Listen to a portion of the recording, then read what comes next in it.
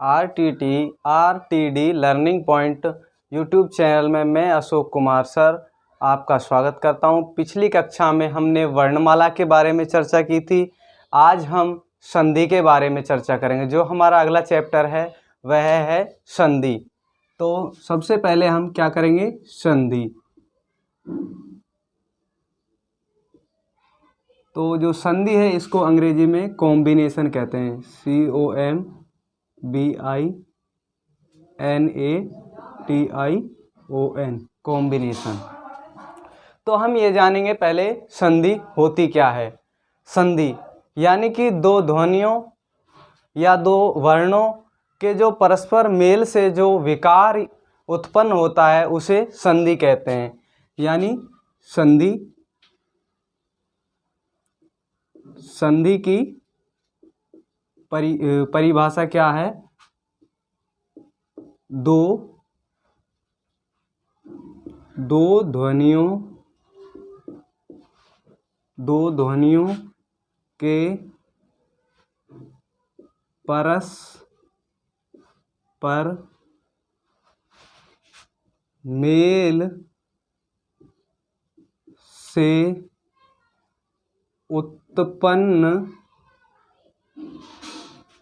Mail से उत्पन्न विकार या रूपांतरण, यानी विकार या रूपांतरण संधि कहलाता है। यानी कि दो ध्वनियों के परस्पर मेल से उत्पन्न विकार या रूपांतरण उसे हम संधि कहते हैं, यानी वो संधि कहलाता है। या हम ये भी कह सकते हैं दो वर्णों के परस्पर मेल को संधि कहते हैं। यानी दो वर्णों के परस्पर मेल को संधि कहते हैं। यानी कि यदि दो शब्द यानी दो अक्षर आपस में मिल जाएं तो उससे जो शब्द बनता है उसे संधि भी कहा जाता है। जैसे कि हम एक शब्द जोड़ें, सामान्य तौर पर जैसे कि हमने किया, जैसे एक शब्द हो गया राम और एक हो गया अवतार, तो ये अलग अलग हो गए, यानी राम और अवतार। तो इन दोनों को एक साथ कैसे लिख पाएंगे, राम अवतार। यानी जो ए है उसका लोप में मात्रा के साथ हो गया, यानी कि वो आ की मात्रा बन गई, क्योंकि संधि बता रहे हैं इसे। ये तो हो गई संधि, और ये उस शब्द का क्या हुआ, संधि विच्छेद। ये हो गया संधि विच्छेद, यानी कि उसको दो हिस्सों में बांटना। किसी एक शब्द को दो हिस्सों में बांटना उसका संधि विच्छेद होगा, और एक साथ लिखना उसका संधि यानी मिलना। तो इसी तरह हम अब चर्चा करेंगे आगे कि जो संधि है वो कितने प्रकार की है, यानी कि जो संधि है वो कितने प्रकार की है। संधि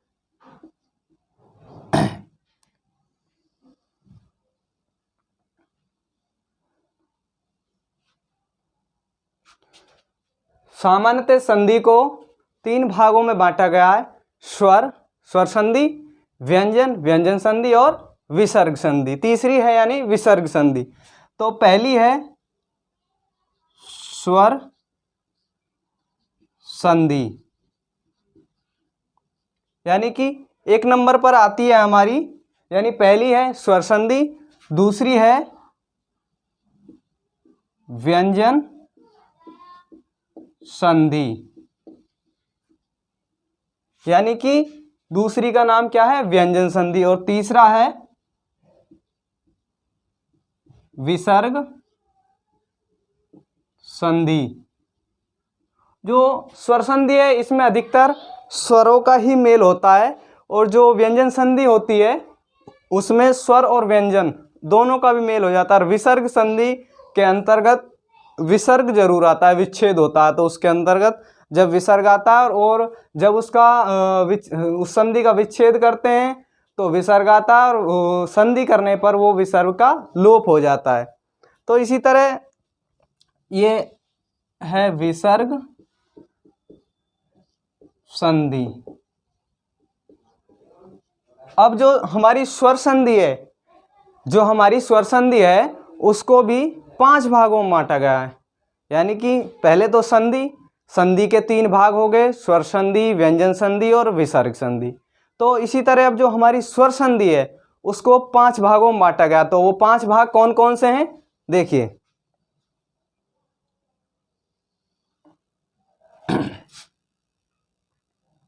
नंबर 1 है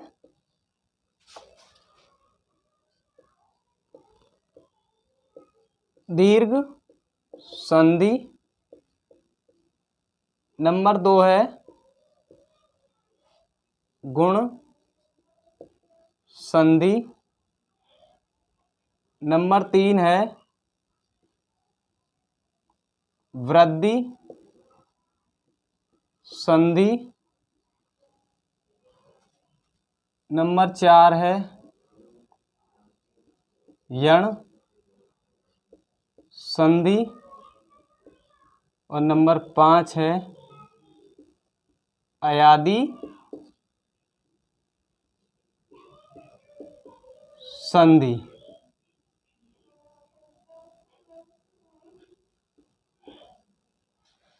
यानी जो हमारी स्वर संधि है उसको 5 भागों में बांटा गया है। 5 भाग कौन कौन से हैं देखिए। दीर्घ संधि, गुण संधि, वृद्धि संधि, यण संधि और अयादि संधि। तो सबसे पहले हमने जाना संधि के बारे में। संधि क्या होती है? 2 वर्णों या शब्दों के परस्पर मेल से उत्पन्न विकार या रूपांतरण को संधि कहा जाता है। संधि है उसको 3 भागों में बांटा गया है, स्वर संधि, व्यंजन संधि और विसर्ग संधि। जो हमारी स्वर संधि है उसके भी 5 भाग हैं, जो दीर्घ संधि, गुण संधि, वृद्धि संधि, यण संधि और अयादि संधि। इन भागों में बांटा गया है। तो हम अब चर्चा करते हैं सबसे पहले स्वर संधि के दीर्घ संधि के बारे में। जो स्वर संधि की जो पहला भाग है दीर्घ संधि, उसके बारे में चर्चा करते हैं।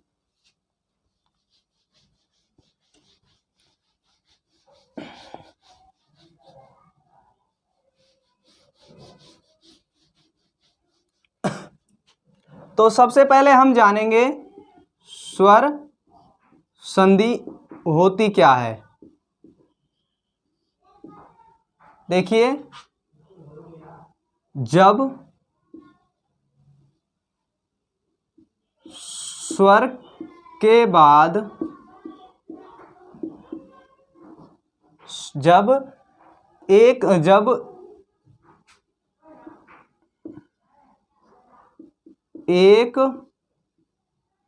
जब एक स्वर के बाद दूसरा स्वर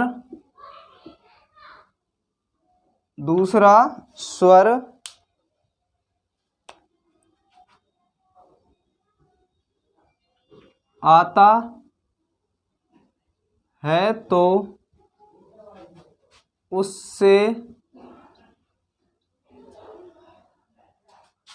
है तो उससे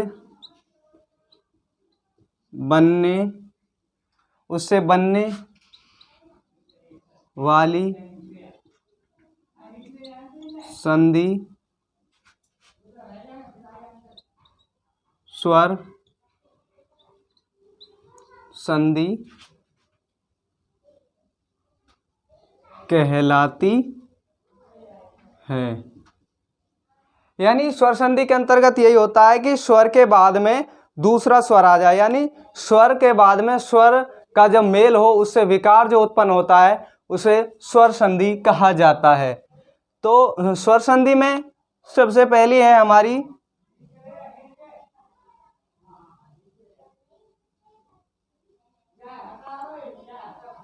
दीर्घ संधि। जो दीर्घ संधि है उसमें क्या है, देखिए दीर्घ संधि है क्या, जब इसका नियम है, जब ए ई उ और ऋषि के बाद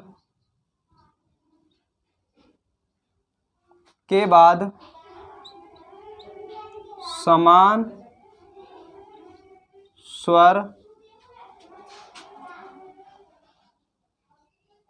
आ जाए तो उस स्वर का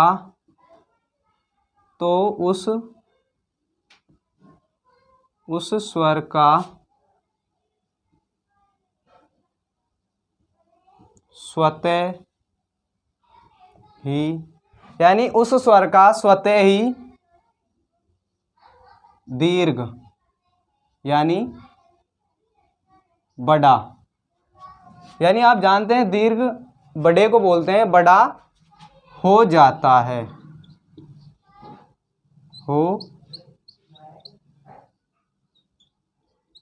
जाता है। यानी इसमें कहा गया है कि जब ए ई उ और ऋषि के बाद में समान स्वर, यानी ए के बाद ए आए या या ए के बाद में ए आए, ई के बाद में ई आए, या उ आए, उ के बाद में, या ऋषि के बाद में ऋषि आए, तो क्या है उसका बड़ा हो जाता है, यानी दीर्घ हो जाता है। जैसे कि पहला हम देखते हैं उदाहरण इसका। पहला है जैसे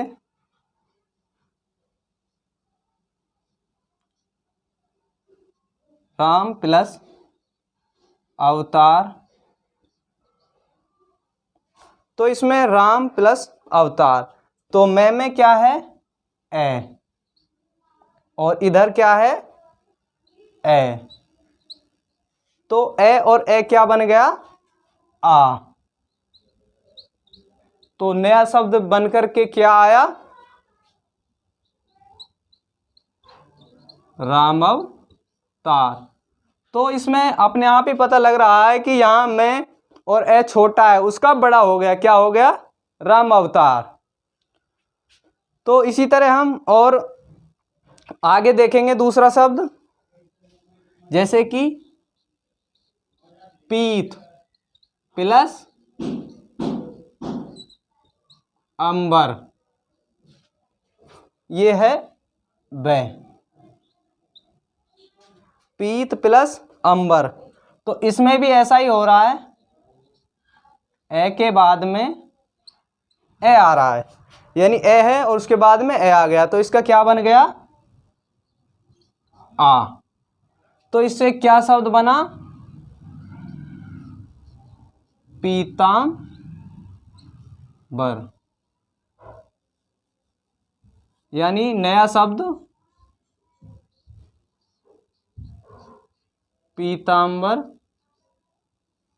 बनकर आया, यानी नया शब्द क्या निकल कर आया पीतांबर। तो इन दोनों में हमने ये देखा कि उसका बड़ा हो रहा है। इसी तरह हम और अब आगे देखेंगे।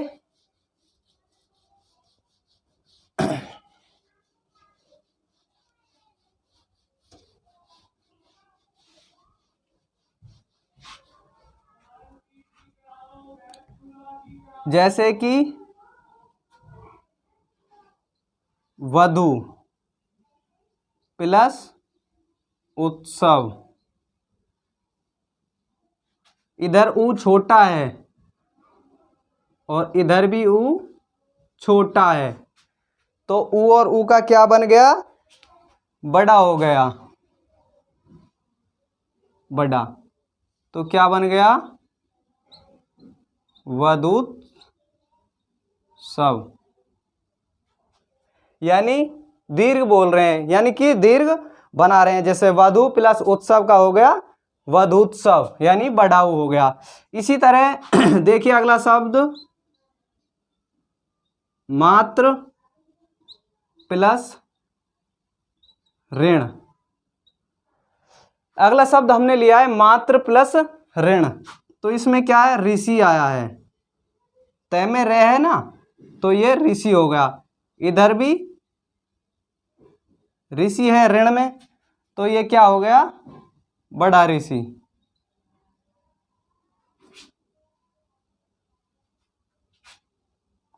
तो इसका हो गया मातृण।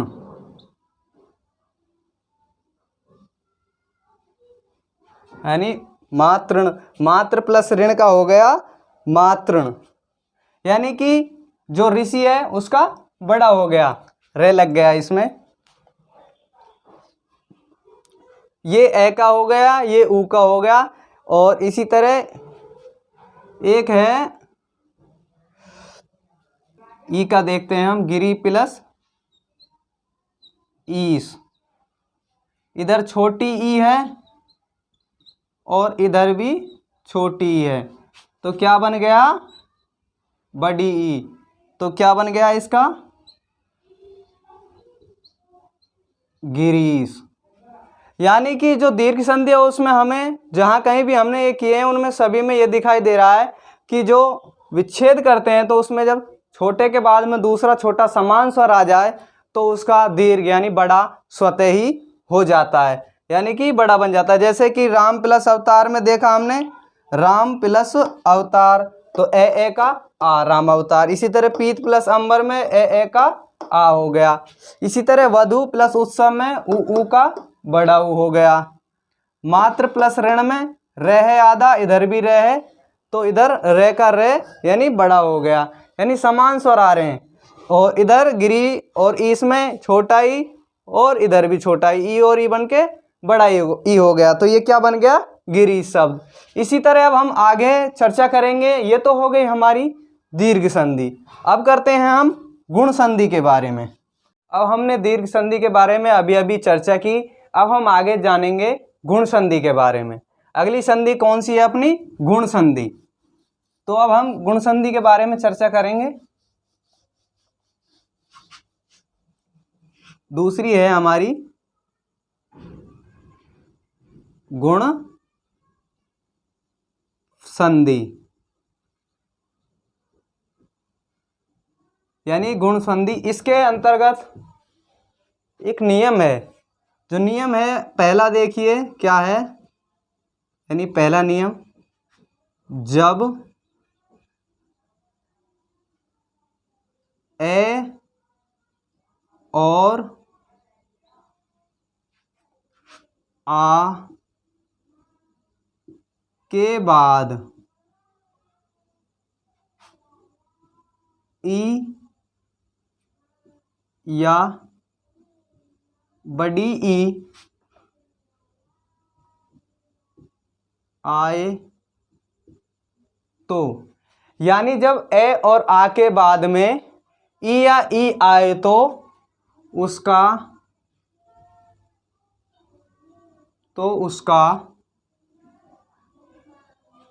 यानी ए और आ के बाद में ई या बड़ी ई आए तो उसका ए हो जाता है, ए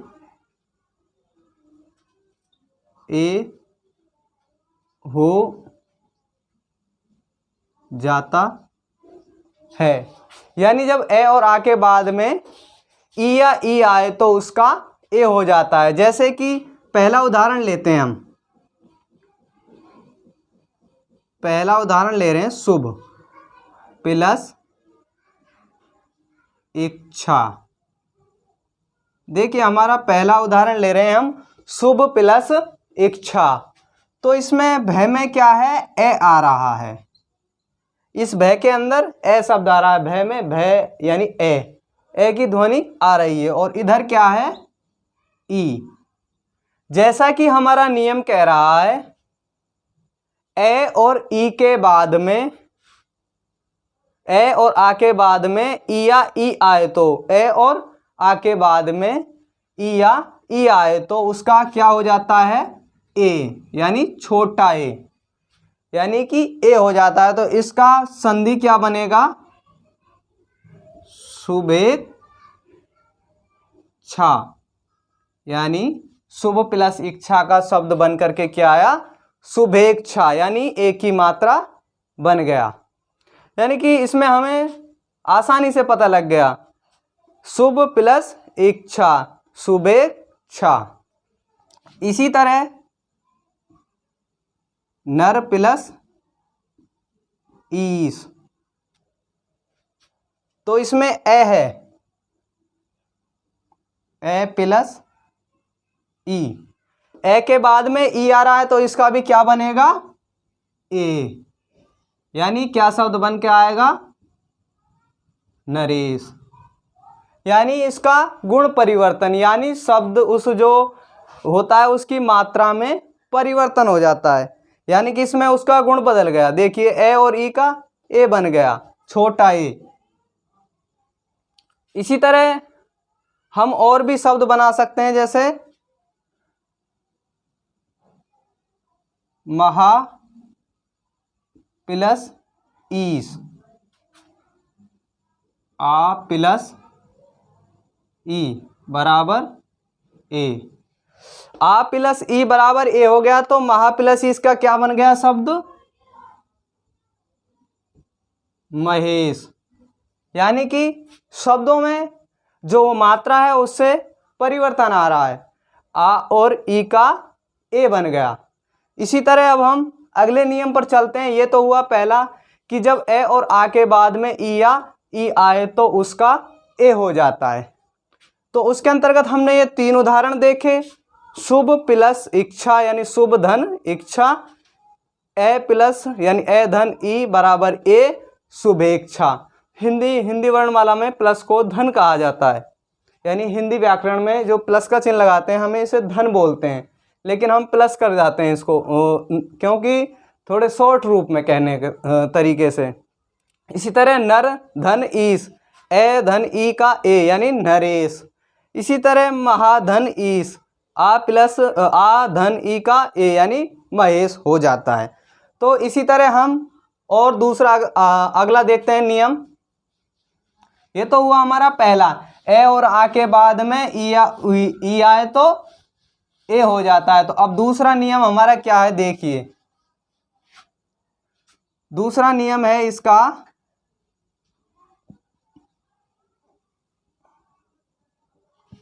दूसरा नियम यह है कि जब ए और आ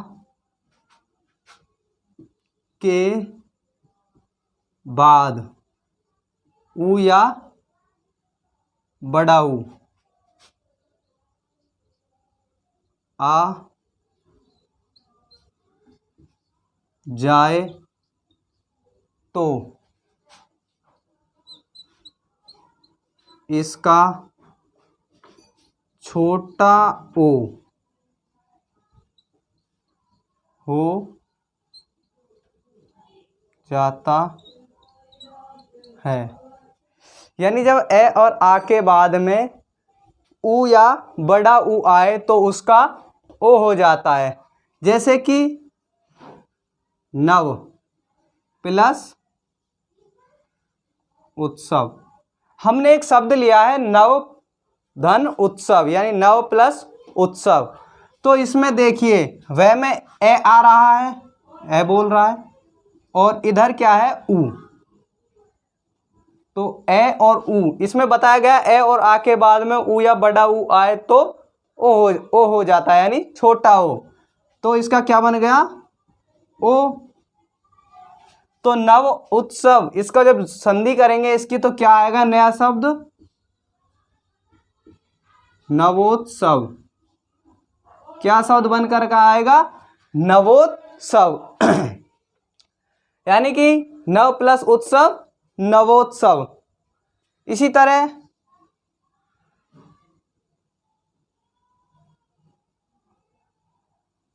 हम अगला शब्द लेंगे नव प्लस उत्सव का नवोत्सव, और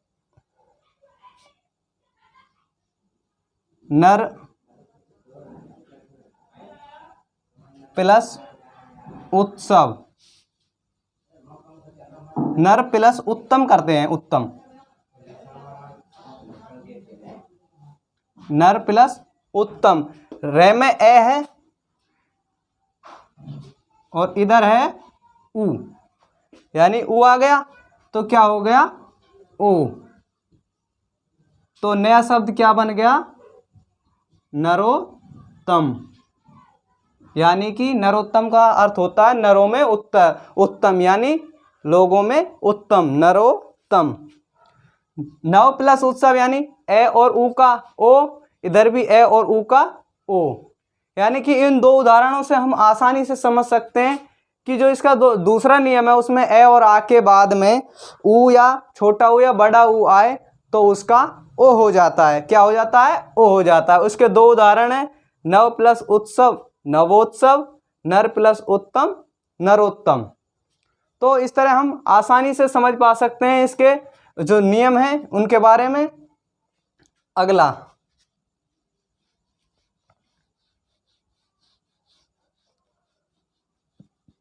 अब तक हमने गुण संधि के दो नियमों के बारे में पढ़ा।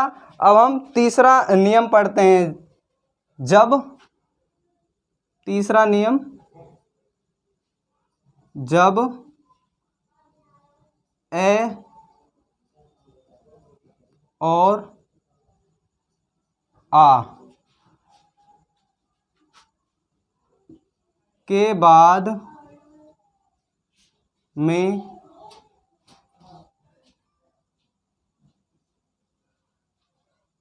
ऋषि आता है तो उसका, यानी जब ए और आ के बाद में ऋषि आता है तो उसका अर हो जाता है।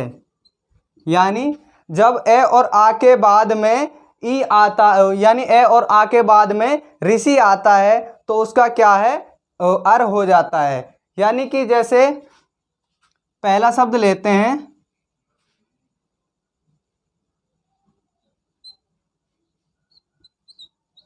महा, पहला शब्द है महा प्लस ऋषि बराबर, यानी महा आ प्लस ऋषि तो क्या हो गया, अर। तो इससे नया शब्द क्या बना, महर्षि। यानी इसमें हमें पता लग गया कि आ के बाद में ऋषि आया तो अर हो गया, अर होने से महा प्लस ऋषि का महर्षि बन गया।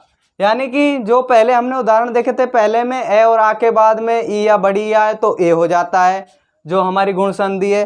और जो दूसरा उदाहरण है, जो दूसरा नियम है, उसमें ए और आ के बाद में उ या बड़ा उ आए तो ओ हो जाता है। और तीसरा जो नियम है हमारा ये है कि जब ए और आ के बाद में ऋषि आता है तो अर हो जाता है। जैसे महा प्लस ऋषि महर्षि, देव प्लस ऋषि देव ऋषि। इसी तरह दूसरा देखें तो हम देव प्लस ऋषि देवर्षि, यानी कि ए प्लस ऋषि और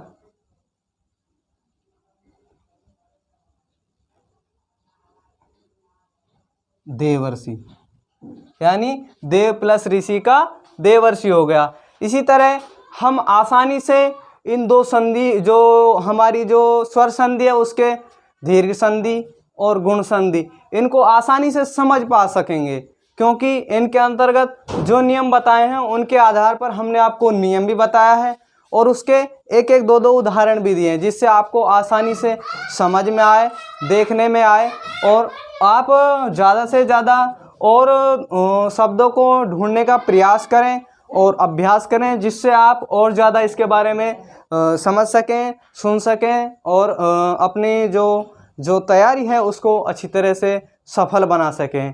तो आज की हमारी कक्षा में ये दो, पहले हमने संधि के बारे में चर्चा की, उसके भाग, और जो स्वर संधि के जो 5 भाग है उनमें से 2 के बारे में किया। जो पहली थी दीर्घ संधि और दूसरा था गुण संधि। आज की कक्षा में हम यहीं तक जो अपनी चर्चा करते हैं। इसके आगे की चर्चा के लिए हम अपने जो अगली क्लास है उसमें चर्चा करेंगे। तो इसलिए आप हमारी वीडियो को लाइक करें, शेयर करें, सब्सक्राइब करें और ज़्यादा से ज़्यादा अपने दोस्तों के लिए शेयर करें। धन्यवाद।